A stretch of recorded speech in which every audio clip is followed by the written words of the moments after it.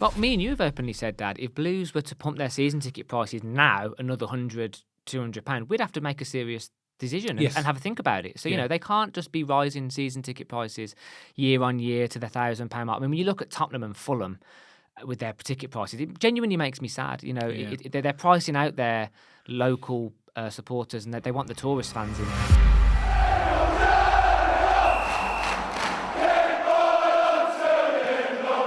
So welcome back to Small Little Alliance FC, and Birmingham City have just published their financial accounts for year ending 30th of June 2023. Now, Birmingham City, we're no strangers to issues in relation to our financial position in relation to our previous ownership. We are no strangers to points deductions and transfer embargoes. So it's always a bit of a, I suppose, concern when we look at the financial accounts to find out where we actually are. And in this video, myself and Matt are going to consider what the accounts actually mean and also decide, based upon those accounts, is there a brighter future with the new ownership? So I'll go straight over to Matt and say, what did you think, Matt, when you saw the accounts for the first time? So before we get into the main bulk of the video, I think it's worth mentioning, just for the viewers tuning in, that we're not financial experts. We don't know the ins and outs of all the policies and all the financial. I don't think anybody does, to be honest. No, exactly. I think it's so colluded with red tape. It's quite hard to break down. But we're just Blues fans who are reacting to that 25.4 million loss and report. And I think as Blues fans, it's quite easy to hear those terms, financial loss, hear numbers like 25.4 million, and immediately press the panic button, because that seems like a big amount of money, doesn't it? In fact, it's a huge amount of money. It is a lot, yeah. We've had points deductions. We've been caught out with FFP in the past. So it is easy for us to naturally go, oh my word, I'll be in trouble here. What's going to happen to the future of our club? But actually, it's a lot more normal than you might think. And, you do hear bad examples like, your Portsmouths, your Derbies, your, just reference here, your Derbies, and your really bad cases like your Herefords and your Berries, completely going out of business. So we see clubs regularly on the different levels of the scale getting into financial trouble. But actually, it's a lot more normal than you might think. And I don't know whether you knew this, Dad, or the viewers tuning in, but 2/3 of English football clubs currently work at a loss. I didn't know that, but that doesn't surprise me, to be honest. Yeah, it's a lot. And I don't want to put anything scary out there, and I'm sure a lot of Blues fans actually will realise and appreciate this, but we are in the top 10 for the most unsustainably ran financial clubs in all of England. And we're competing with Middlesbrough, Blackburn and Nottingham Forest, I think, as the top clubs in there who are not got a great sustainability rating. But I do just want to reference, because I was really surprised. So I've done my research and I looked at clubs who have got good sustainability ratings, and listen to some of these. Some of these surprised me. Plymouth, Millwall, Luton, Norwich. And by me referencing these clubs, I'm not saying these are rich clubs. But these are clubs that are capable of balancing the spreadsheet. They're clubs who make good financial decisions. They're not willing to put risk over reward. It's about the balance. It's about the balance between revenue and outgoings, isn't it? So any club can generate lots and lots of income through revenue, through season tickets, through commercial activity. But it's actually the way you spend that money that's crucial. It's that ratio between what you spend and what your costs actually are, isn't it? So that's where sustainability comes in, where clubs are very cautious with the way that they approach to be sustainable, so that they don't overspend. But it's interesting because you referenced our brighter days ahead for our club, and that 25.4 million loss was the last report we'll get from the previous ownership. Yes. So actually, I think brighter days are ahead for our club, because the next few years moving forward are going to be from Knighthead and the new ownership. I know you've got some interesting sort of an overview of our accounts for the last year, so I'm intrigued to hear that. Well, you made an important point in that these accounts are Birmingham Sports Holdings accounts, really. They're not Knighthead. But one thing I looked at when I read these, what I'm about to share with you now, is I asked myself the question, having read these, if Knighthead hadn't taken over the club, where would we be with this reportable figures at the moment? I think we've got to be really thankful that we have got new owners now, because listen to this. As you mentioned, the headline figures, we made a £25.4 million loss. That's up till year ending 30th of June 2023. There was a slight increase in revenue to 19.7. So that would be all of your any activity, really, mainly through the season tickets, ticket sales, TV money and all that type of thing. There was a slight increase to 19.7. This is the one that stood out the most to me. The wage bill has reduced to 28.9 million, which is still a lot for a club like us, isn't it?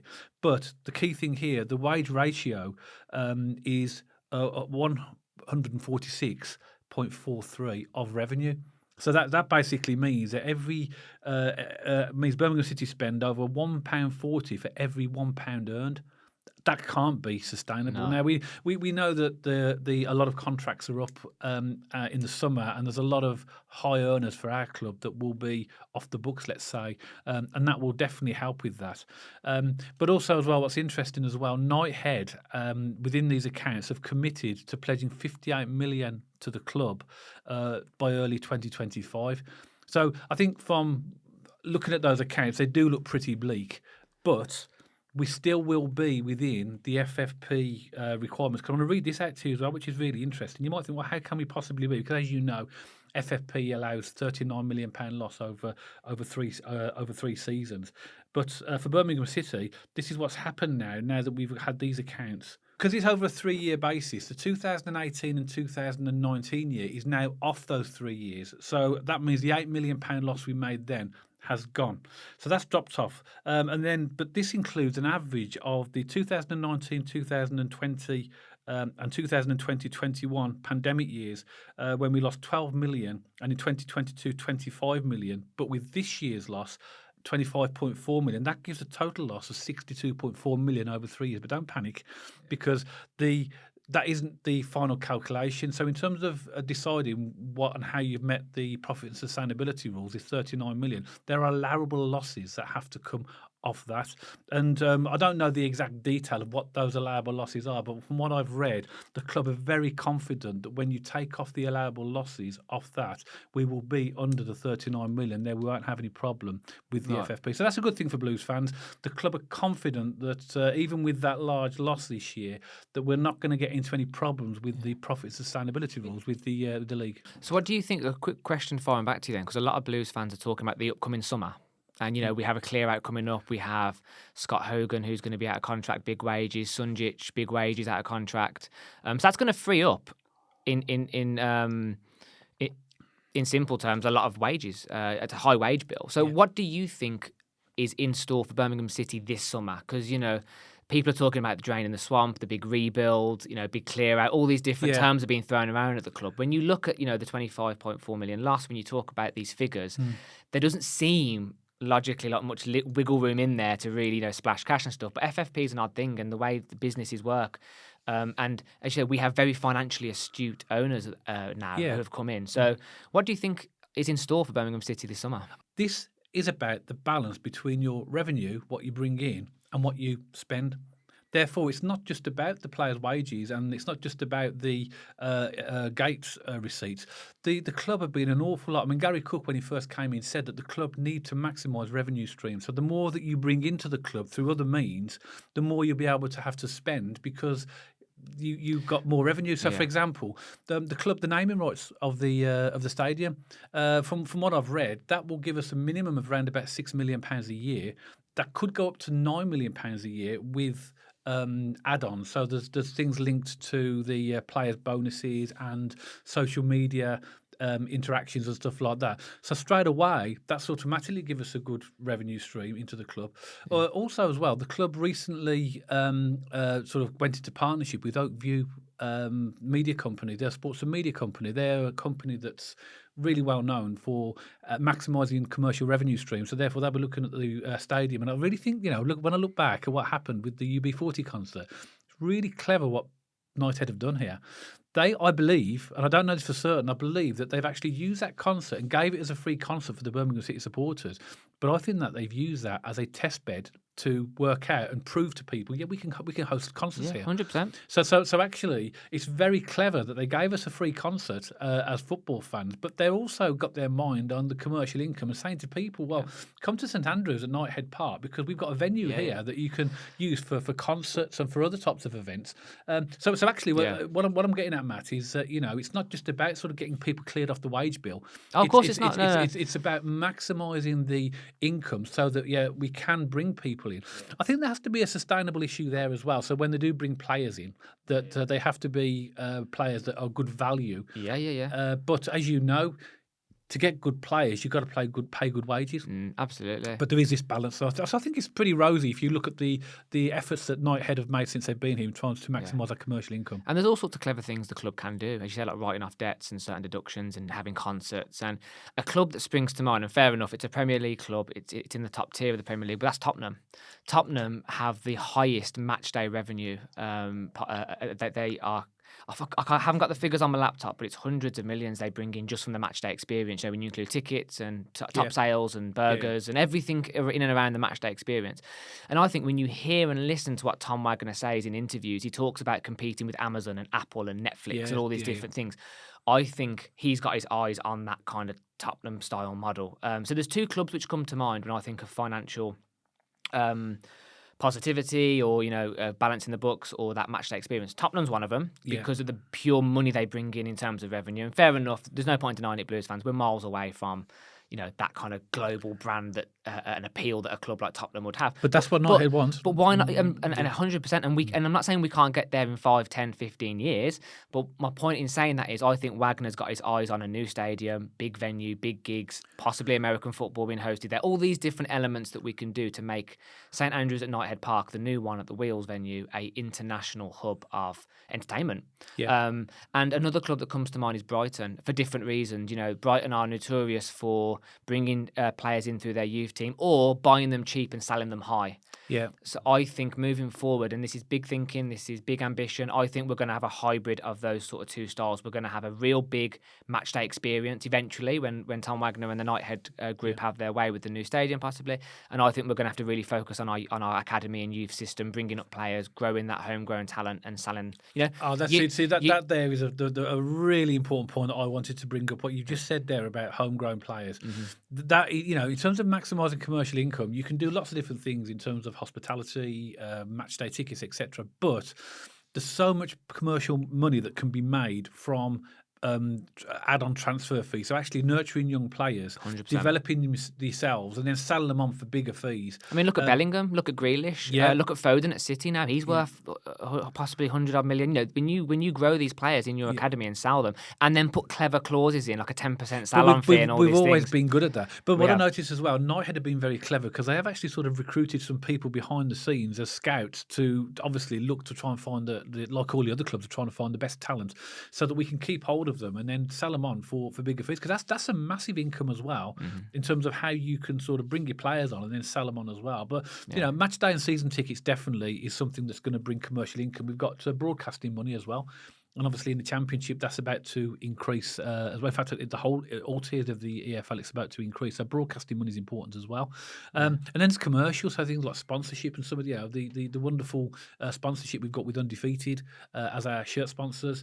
Barbershop, and there's other commercial partners that Birmingham City are now looking to partner with as well. And hospitality is a big one as well, isn't it? Yeah. In terms of that there's lots of money in hospitality, and I think that they've recognise that as well. If me and you could guarantee to get a good point at St Andrews, me and you could possibly look at getting the training more and having a beer and a meal or some nice food there. But we choose to drive there, one, for convenience, I guess, but two, the beer's rubbish, and they have got these new food stands outside the front. And don't get me wrong, they are lovely. I absolutely love that butter chicken curry they do and the hot snags guy and all these sort of things. But when you add it into the matchday experience as part of the stadium and going in there with a beer and some food, it makes the world of difference. The fan zone at the Preston game outside on the Cop car park was absolutely buzzing. It was brilliant. It was absolutely buzzing. That's Knighthead. That's the changes that they've made since coming in. And the changes they've made to the stadium as well. It's been absolutely fabulous. They've done some absolutely wonderful things since they've been there. So actually, this brighter future is already starting to see the actual to see the signs of it as well. But the amount of money that they've already invested in the club, into the actual stadium, the training ground, and to various parts of infrastructure around the club have been staggering. I don't know if I read somewhere, or this is just a blip in my mind, but I read somewhere that they're trying to look at the catering contract that they've got with the current supplier. Now, whether that's actually trying to sort of either get them to do a better job or to end it, and that potentially is another massive area where they can make a huge difference. If you, like you've said, if you Birmingham City, if you can provide quality food and drink and a really nice experience, fans will get to the ground earlier. They'll spend more money. 100%. And that will increase the income as well. So and there's loads that can be done there because that's one of the real downsides of going to St.Andrews at the moment. The catering inside the stadium is awful. Outside, it's really good. Actually. Yeah. But it has to be affordable as well. I think that's a really key and big point because, the match day experience is already expensive. Yes. And the bigger this club gets, the stadium that we move to, I have referenced Tottenham there, but actually a lot of Tottenham fans are pretty disgruntled at the moment because, you're talking an average season ticket price of nearly £1,000, I believe, if not over. That's a lot. That is, They've recently pumped the seniors season tickets up, and at the last home game at Tottenham, all the fans turned their back in the middle of the game just to do a protest in the game about the season ticket prices. So just being wary. I mean, I don't want to put a downer on it. I don't want to, make it really negative. But, Tom Wagner and Knighthead, I think they have to appreciate the club that they brought. And, it's a very dedicated fan base. It's a die-hard fan base at Blues. And we will not stand for 1,000, 2,000, price season tickets. So I think they'll know there's a balance here between a quality match day experience and not absolutely pulling people's pants down over the price. I think so. And as well as that, it's sort of what they're trying to do now. I think they've realised to try and look at initiatives at the moment, realising we're not where we want to be at the moment. So therefore, it makes sense to have bums on seats rather than empty seats, doesn't it? So therefore, they've had initiatives where they're reducing prices for certain games, and I think that's absolutely brilliant. But I think moving forward, they need to take this approach where they consider the fan base and try and make it as affordable as possible. Now, there is a commercial part to this, of course, there is that they're going to expect people to pay money, of course, but it's about appreciating not everybody's got loads and loads of money and that people still want to come to the games and do initiatives where possible to try and reduce prices or have deals on there that will encourage more and more fans to the stadium. But me and you have openly said, Dad, if Blues were to pump their season ticket prices now another £100, £200, we'd have to make a serious decision and have a think about it. So, they can't just be rising season ticket prices year on year to the £1,000 mark. I mean, when you look at Tottenham and Fulham, with their ticket prices, it genuinely makes me sad. They're pricing out their local supporters, and they want the tourist fans in because they buy shirts every game, they buy food every game, all these sorts of things. So I'm just putting a wary caution sign out there that please, Knighthead and Tom Wagner, when you're looking at the club and you are doing these expansions, please don't price our loyal supporters out, and keep that in mind when you move forward and make those sorts of decisions. However, the flip side to that coin is I think this is a really positive time to be a Blues fan. I think I'm really happy that Knighthead are in charge of the finances now. I get confidence when they talk in the press and when they come and do these, what they call, there's one on Tuesday, the open houses and stuff. They say all the right things. So I really hope, but someone commented in our section a few days ago, talk is cheap. So, as in, we need to see this stuff in action. We need to see them moving forward. But I personally, as a Blues fan, I'm very happy. I'm very confident. I'm very optimistic. Yeah. And I think with Knighthead at the wheel now, moving forward, now the old ownership and the old accounts are going to be going away, I'm very happy. I think we have seen it in action. I think we've already seen the changes that have been made. I mean, they're so visible. Yeah. So and this is a club that, or owners that are not just talking, they're doing things. Mm-hmm. The purchase of this Wales site, once it's actually officially confirmed, is massive. You're not going to invest that much money. I mean, that's not talking. That's actually putting stuff into play. Yeah. We only have to look at the actual ground and the experience we have when we get there now. It's completely different to what it was last season. It is exciting moving forward. So Birmingham City supporters, obviously, it's easy to be alarmed when you see £25.4 million financial loss. Of course it is, but we're in a different position now than we were 12 months ago, and it'll be interesting to see what the accounts look like this time next year when Knighthead have had a full cycle of financial ownership of the club, just to see where we are. But all the things that we've been talking about in this video, the excitement of the type of things that the club are doing in terms of trying to increase financial revenue, really gives us confidence moving forward that we've got owners now that are really financially astute and they know what they're doing, and that should give us all a bit of a boost for the future, that the future looks really bright. So if you look just plainly at this £25.4 million loss, it looks really, really bad, but moving forward the future is really, really bright. But it'd be great to know what you guys think, so please leave a comment below. Let us know what you think about the new owners and what you think your aspirations are for the future, where we'll be in 12 months, maybe even 2 years' time. financially. Pop a comment below and let us know. And don't forget to like the video as well. So if you did like this video, don't forget to give us a thumbs up. And of course, don't forget to check us out on our social media channels as well. You'll see on the screen now our handles for our X page and also for our Instagram page. And of course, if you haven't done so already, don't forget to subscribe to the video. And myself and Matt will see you on the next video.